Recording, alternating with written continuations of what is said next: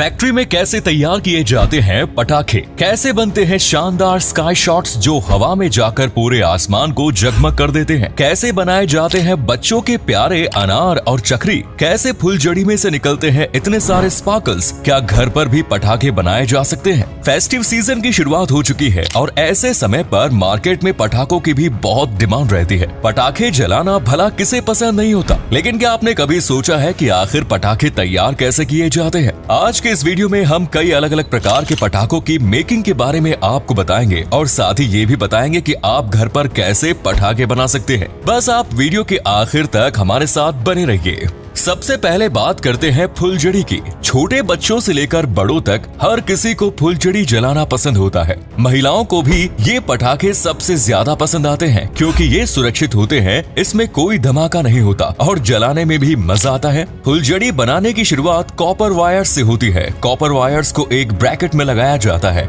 जैसा कि आप वीडियो में देख सकते हैं। सभी वायर्स के बीच बराबर फासला रखा जाता है। इसके बाद इस पूरे ब्रैकेट को एक सोल्यूशन में डिप किया जाता है जिसे स्पार्कल सोल्यूशन बोलते हैं। इस सॉल्यूशन में potassium chlorate, aluminium, magnesium, sulphur और पोटेशियम नाइट्रेट मिक्स होता है और साथ ही शुगर या स्टार्च भी मिला होता है जो एक बाइंडर का काम करता है। एक बार सॉल्यूशन सूखने के बाद फुलझड़ी को दोबारा उसमें डिप किया जाता है जिससे कि कोटिंग मोटी हो सकती है। फुलझड़ी के प्राइस के अनुसार इसकी कोटिंग की जाती है। कम दाम वाली फुलझड़ी में 1 या 2 कोटिंग होती है और अच्छी फुलझड़ी में 4 से 5 कोटिंग भी की जाती है। कोटिंग जितनी ज्यादा होगी फुलझड़ी उतनी ही अधिक देर तक जलेगी। लास्ट में सॉल्यूशन के ऊपर मैग्नीशियम पाउडर डाला जाता है। इसी पाउडर की मदद से फुलझड़ी में वो स्पार्कल्स निकलते हैं जो सभी लोगों को सबसे ज्यादा पसंद आते हैं। सारा सॉल्यूशन सूखने के बाद फुलझड़ी की पैकिंग कर दी जाती है। अनार एक ऐसा पटाखा जो पूरी गली को कुछ देर के लिए रोशन कर देता है। दिवाली के दिन ऐसा लगता है जैसे मानो अमावस की रात में सूर्य देवता ने दर्शन दे दिए हों। अनार बनाने की विधि काफी सिंपल होती है। सबसे पहले कार्डबोर्ड को कॉनिकल शेप में कट कर लिया जाता है। इसके बाद नीचे से अनार के अंदर gun powder, magnesium, potassium nitrate की फिलिंग की जाती है और फिर नीचे के हिस्से में ही एक कार्डबोर्ड प्लग लगा दिया जाता है। इसके बाद गीली मिट्टी की मदद से अनार को नीचे से बंद कर दिया जाता है और ऊपर एक होल दिया जाता है। उस होल के अंदर सूतली डाली जाती है जिसे फ्यूज भी कहते हैं और फिर अनार को कुछ देर सूखने के लिए छोड़ दिया जाता है। सूखने के बाद कार्डबोर्ड वाले हिस्से पर लाल रंग का कागज लपेटा जाता है और उसके ऊपर चमकदार कागज से लेबलिंग कर दी जाती है। फिर इन्हें बॉक्सेस में पैक करके बाजार में रवाना कर दिया जाता है। लाल रंग की लड़ी कैसे बनाई जाती है चलिए जानते हैं। आपने बचपन में सबसे अधिक ये लाल रंग के पटाखे ही फोड़े होंगे और इन पटाखों की लड़ी भी मार्केट में आती है। आजकल तो कई मीटर लंबी चिटाई भी बाजार में आने लगी है जिसमें एक बार आग लगा दी जाए तो पूरे मोहल्ले में इसका शोर सुनाई देता है। लड़ी के साइज के अकॉर्डिंग तय होता है कि कितनी देर तक ये जलेगी। इसे बनाने के लिए सबसे पहले लाल रंग की पेपर शीट्स की कटिंग की जाती है। उन शीट्स को रोल किया जाता है और छोटे छोटे पीसेस में कट कर दिया जाता है।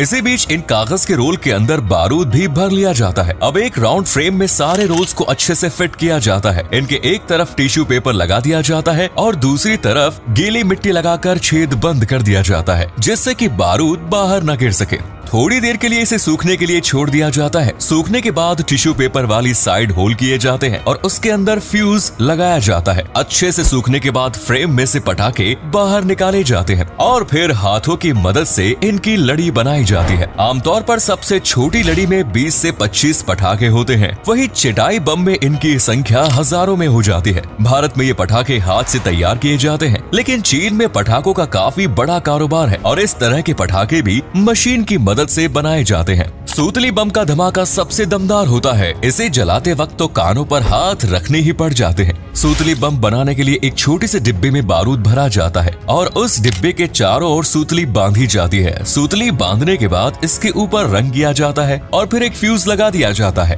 धूप में सुखाने के बाद इनकी लेबलिंग की जाती है और फिर मार्केट में बेचने के लिए रवाना कर दिया जाता है। स्काई शॉट्स और रॉकेट बनाने की प्रक्रिया काफी हद तक सेम है, लेकिन दोनों का मैकेनिज्म थोड़ा अलग है। इन्हें बनाने की शुरुआत कार्डबोर्ड ट्यूब्स और कार्डबोर्ड प्लग्स से होती है। इनके अंदर अलग अलग रंग के क्ले पाउडर और गन पाउडर डाले जाते हैं। एक पीस में 2 या 3 लेयर्स गन पाउडर की डाली जाती है। एक लेयर से रॉकेट आसमान में जाता है तो दूसरी लेयर से वो आसमान में जाकर अपनी चमक बिखेरता है।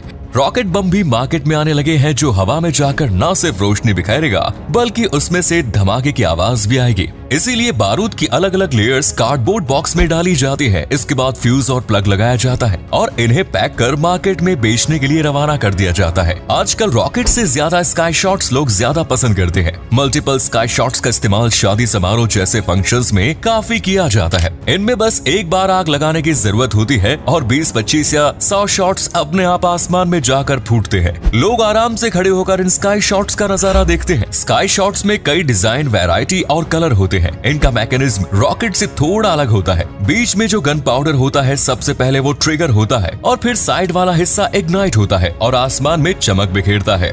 चक्री बम को भी बच्चे बहुत पसंद करते हैं। गोल गोल घूमती चक्री के बीच में कूदने में काफी मजा आता है। हालांकि ये थोड़ा खतरनाक जरूर होता है, लेकिन जूते पहनकर बच्चे फिर भी इसके चारों ओर कूदने की कोशिश करते हैं। इसे बनाने के लिए एक लंबी पेपर ट्यूब की जरूरत पड़ती है।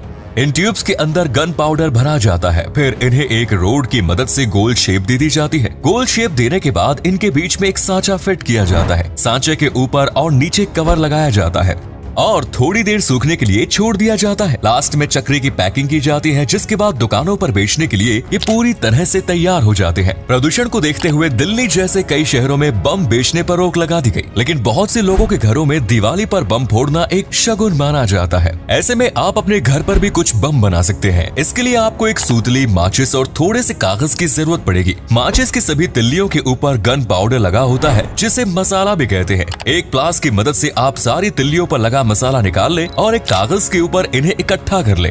इसके बाद एक पेपर को पेन की मदद से रोल कर ले और उसे चिपका ले। इस पेपर की एक साइड आप ग्लू या फिर गीली मिट्टी लगाकर बंद कर ले। ग्लू गन की मदद से भी आप होल को बंद कर सकते हैं। दूसरी साइड से इस कागज के अंदर वो पाउडर भरे जो आपने इकट्ठा किया था। अब एक साइड से इसके अंदर सूतली डाल ले। सूतली के ऊपर भी ग्लू लगाकर पाउडर लगा ले, जिससे पटाखा जलने में आसानी हो। थोड़ी देर सूखने के लिए छोड़ दे और आपका होममेड पटाखा बनकर तैयार है, जिसे आप जला सकते हैं और बिल्कुल ओरिजिनल पटाखे जैसी फीलिंग ले सकते हैं। तो आपने देखा दोस्तों किस तरह से फैक्ट्री में पटाखे तैयार किए जाते हैं और कितनी आसानी से आप घर पर भी एक छोटा सा पटाखा बना सकते हैं। आजकल शहरों में प्रदूषण का स्तर बहुत अधिक बढ़ गया है, जिस वजह से कई लोग पटाखे जलाने के लिए मना करते हैं। लेकिन आप ही हमें बताइए कि क्या केवल एक दिन पटाखे ना जलाकर प्रदूषण को कंट्रोल किया जा सकता है? इसके बारे में आपके विचार कॉमेंट्स में हमें जरूर बताइए। उम्मीद करते हैं कि आपको हमारी आज की ये वीडियो पसंद आई होगी। अगर हाँ तो वीडियो को अधिक से अधिक लाइक और शेयर करें। आज के लिए इतना ही। आपसे फिर मिलेंगे नई वीडियो में। धन्यवाद।